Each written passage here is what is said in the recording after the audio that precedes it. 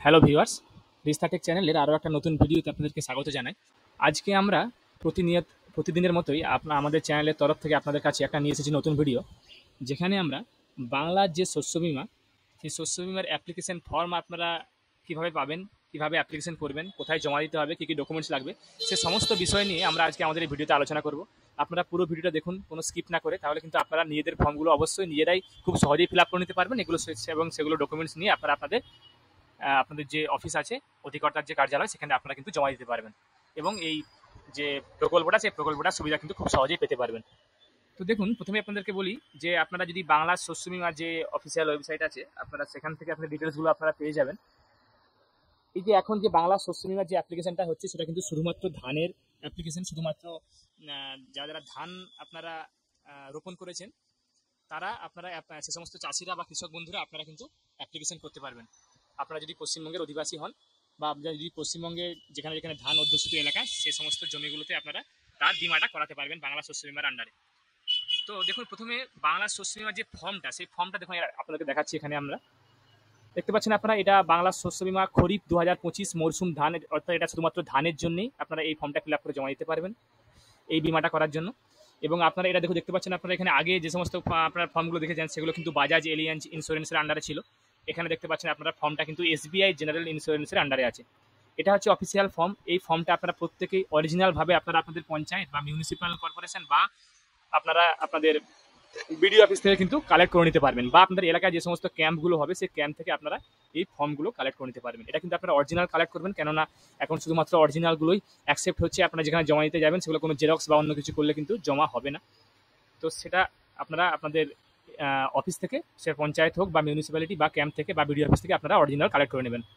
এরপরে আমরা আসছি ফর্ম ফিল আপে, যে কীভাবে আপনারা ফর্ম ফিল আপ করবেন। আমরা আপনাদের একটা স্যাম্পল কপি দেখাচ্ছি ফর্ম ফিল আপের, যেখানে আপনাকে আমরা দেখাবো। আপনারা আমাদের বাংলায় খুব ক্লিয়ারভাবে আমরা একটা ফর্ম ফিল আপ করে দেখিয়েছি। তো দেখুন, এখানে আপনাদেরকে আমরা দেখাচ্ছি। ধর, এখানে আমাদের এটাতে স্পষ্টভাবে প্রথমেই লেখা আছে যে collect original form from panchayat বা বিডিও অফিস বা মিউনিসিপ্যাল অফিস। আপনাদের অরিজিনাল ফর্মটা কালেক্ট করতে এখানে বলা হয়েছে। দেখতে পাচ্ছেন, আমরা এখানে একটা স্যাম্পল আপনাকে দেখিয়েছি।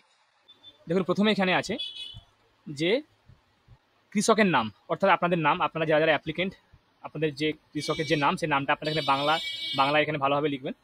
তারপরে আপনাদের পিতা বা মাতা বা স্বামী বা অভিভাবকের নাম এখানে লিখবেন, যেটা হবে সেটা পিতা হোক বা মাতা হোক, সেখানে টিক চিহ্ন দিয়ে দেবেন এবং দিয়ে সেই নামটা এখানে লিখে দেবেন। এবার আপনার বয়সটা এখানে আপনারা লিখে দেবেন। তারপরে আপনাদের লিঙ্গ পুরুষ বা স্ত্রী বা অন্যান্য, সেটা এখানে টিক দিয়ে দেবেন। এরপরে ভোটার কার্ড নাম্বার কিন্তু অবশ্যই কথা আপনাকে দিতেই হবে। ভোটার কার্ড না থাকলে কিন্তু হবে না। ভোটার কার্ড নাম্বারটা অবশ্যই এখানে ভোটার কার্ড নাম্বার দিয়ে দেবেন। এরপরে আপনাদের জাতি সিলেক্ট করবেন, সাধারণ, তপশিলি জাতি, তপশিলি উপজাতি বা ওবিসি, সেটা সিলেক্ট করবেন, এখান থেকে টিক চিহ্ন দিয়ে দেবেন। এরপর আপনাদের মোবাইল নাম্বারটা এখানে দেবেন। আধার নম্বরও কিন্তু আবশ্যিক। আধার নাম্বারটা আপনারা লিখে দেবেন। আধার নাম্বার লেখার পর বসবাসের ঠিকানা। এখানে দেখুন, আপনারা যেখানে পার্মানেন্টলি ভাবে আপনারা থাকেন, অর্থাৎ আপনার যেখানে বাড়ির ঠিকানা, সেই বাড়ির ঠিকানাটা আপনারা এখানে কিন্তু দেবেন। সেটা আপনাদের মৌজা বা গ্রামের নাম এখানে দেবেন, গ্রাম পঞ্চায়েতের নাম দেবেন, ব্লকের নাম দেবেন, জেলার নাম দেবেন। এবং দেখুন, এখানে যদি KCC আপনার থাকে তাহলে হ্যাঁ দেবেন, নাহলে না করবেন। তো আপনাদেরকে বলবো, আপনারা কৃষক বন্ধুর আইডিগুলো এখানে অবশ্যই দেবেন। আপনারা কৃষক বন্ধুর আইডি আমরা কীভাবে বার করবেন, সেটা আমরা আমাদের নেক্সট ভিডিওতে আপনাদেরকে দেখিয়ে দেবো। যদি আপনাদের থেকে থাকে, সেগুলো আপনারা কিন্তু আইডিটাগুলো আপনারা এখান থেকে দিয়ে দেবেন। আপনারা অনলাইনে সার্চ করে নিতে পারবেন, বা আপনারা আপনাদের সংশ্লিষ্ট যে অধিকর্তার কার্যালয় হয় বা বিডিও অফিস থেকে আপনারা কালেক্ট করে নিতে পারবেন। এরপরে দেখুন, আমরা এখানে আসবো যে আপনাদের প্রস্তাবিত ফসল এবং জমির বিবরণ। তো এখানে আপনাদের একটা কথা ক্লিয়ারলি বলে রাখি, যে যারা যারা আপনারা এখানে যে সমস্ত জায়গায় আপনাদের জমিগুলো অবস্থিত, সেই জমিগুলোর কিন্তু ডিটেলসগুলো এখানে দেবেন। ধরুন, আপনারা থাকেন এক জায়গায়, আপনাদের জমিটা অন্য এক জায়গায়, তো সেক্ষেত্রে আপনারা এখানে জমি ডিটেলসটা পুরোপুরিভাবে দেবেন। এখানে আপনারা দেবেন পার্মানেন্ট অ্যাড্রেস হিসাবে এখানে ঠিকানাটা, এবং এর নিচে যে এখানে যেটা আছে, এটা আপনাদের যেই এলাকায় বা যেখানে আপনার জমিটা চাষ করছেন বা যার রেকর্ড আপনারা জমা দিচ্ছেন, সেই ঠিকানাগুলো আপনারা এখানে দেবেন। প্রথমে আপনারা দেবেন ব্লকের নাম, তারপরে দেবেন গ্রাম পঞ্চায়েত, তারপরে দেবেন মৌজা এবং জেল নাম্বার, যেরকমভাবে লেখা আছে দেখতে পাচ্ছেন। তারপরে দেবেন খতিয়ান নাম্বার, দাগ নাম্বার, বিমার জন্য যে এলাকাটা আপনারা প্রস্তাবিত এলাকা, সেটা আপনারা একরে দেবেন, কিন্তু কোনো ডেসিমেল বা অন্য কোনো ফরম্যাটে দেবেন না, একরে দেবেন। এবং এটা আপনাদের নিজস্ব জমি বা ভাগ চাষ বা ভাড়া নেওয়া চাষি, সেগুলো এখানে লিখবেন। তারপরে আপনাদের ফসল রোপণের বা সম্ভাব্য রোপণের তারিখ, যদি আপনাদের ডেটটা এক্সাক্ট মনে থাকে তাহলে সেটা আপনারা লিখতে পারেন, বা সম্ভাব্য আপনারা ডেটটা কিন্তু এখানে দিতে পারেন। এবং যদি দেখেন, আপনারা যদি যে এখানে আপনার এই 6টা অপশন ছাড়া আপনাদের আরও জমি আছে যেগুলো আপনারা ফিল আপ করতে চাইছেন, যেগুলো আপনারা বিমা করাতে চাইছেন, তাহলে সেগুলোর ক্ষেত্রে কিন্তু আপনাদেরকে আলাদা করে একটা ফর্ম নিয়ে আপনাদেরকে অ্যাপ্লিকেশন করতে হবে। এরপরে আমরা আসবো, স্ক্রল করে নিচে আসে, যেখানে দেখুন যে ব্যাংকের বিবরণ। এখানে আপনারা আপনাদের ব্যাংকের পাসবই অনুযায়ী যে আপনার নাম আছে, নামটা এখানে দেবেন। ব্যাংকের নাম দেবেন, ব্রাঞ্চের নাম দেবেন, অ্যাকাউন্ট নাম্বারটা ভালোভাবে লিখবেন, আইএফএসসি কোডটা লিখবেন এবং তার সঙ্গে সঙ্গে অ্যাকাউন্টটার ধরন অর্থাৎ সেভিংস না কারেন্ট না ওডি সেই অ্যাকাউন্টটা আপনারা এখানে ধরনটা এখানে লিখে দেবেন। এরপর দেখুন কি এখানে আপনাদের ডকুমেন্টস বা নথি লাগবে আপনাদেরকে এই অ্যাপ্লিকেশনটার সঙ্গে। দেখুন প্রথমে আপনাদের কেওয়াইসির জন্য ভোটার আইডি কার্ড এবং আধার কার্ড এটা আবশ্যিক লাগবেই, বাধ্যতামূলক। পাসবইয়ের একটা কপি আপনাদের লাগবে, ব্যাঙ্ক অ্যাকাউন্ট যেখানে bank account number, IFSC code, আপনাদের নাম, সমস্ত ডিটেলসগুলো ভালোভাবে বোঝা যাচ্ছে এবং দেখা যাচ্ছে। তারপরে আপনাদের খতিয়ান বা পর্চা, এখানে আপনারা দেখতে পাচ্ছেন যেখানে লেখা আছে যে সাম্প্রতিকতম, অর্থাৎ আপনারা প্রত্যেকেই কিন্তু এখন আপনারা একটা হাল রেকর্ড বার করে নেবেন। এখনের যে রেকর্ডটা সেটা একটা বার করে নেবেন। সেই হাল রেকর্ড কীভাবে বার করতে হয় সেটাও আমরা কিন্তু আমাদের আগামী ভিডিওতে কয়েকদিনের মধ্যে সেই ভিডিওটা আপলোড করবো আমাদের চ্যানেলে। সেখান থেকে আপনারা হাল রেকর্ড কীভাবে বার করতে হয় সেটা কিন্তু আপনাদেরকে দেখিয়ে দেবো। তো হাল রেকর্ড ওটার সঙ্গে অ্যাটাচ করবেন।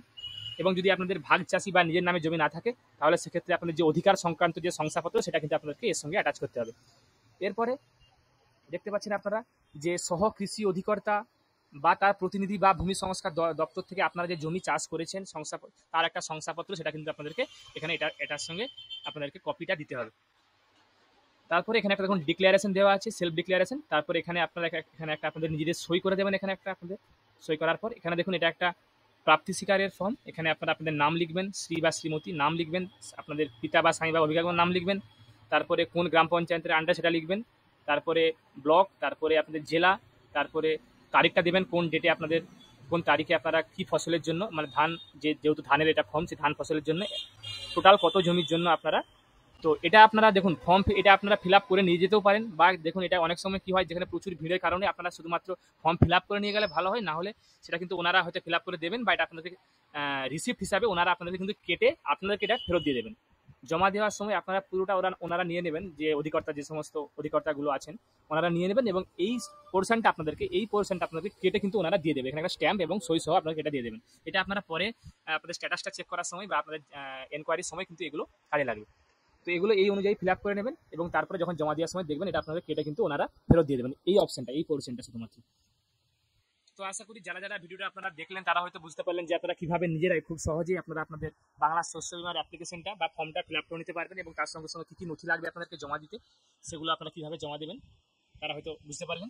আশা করি যারা ভিডিও দেখলেন বা আপনাদেরকে নিশ্চয়ই ভিডিওটা ভালো লেগেছে। যারা আমাদের চ্যানেলটা এখনো সাবস্ক্রাইব করেননি তারা আমাদের চ্যানেলটাকে সাবস্ক্রাইব করুন। তার সঙ্গে সঙ্গে এরকম আরও নিত্য নতুন ভিডিও পেতে বেল বাটনটাকে প্রেস করে রাখুন, যাতে করে আমরা যখনই কোনো নতুন ভিডিও আপলোড করবো তার নোটিফিকেশন যেন আপনার কাছে সঙ্গে সঙ্গে পৌঁছে যায়।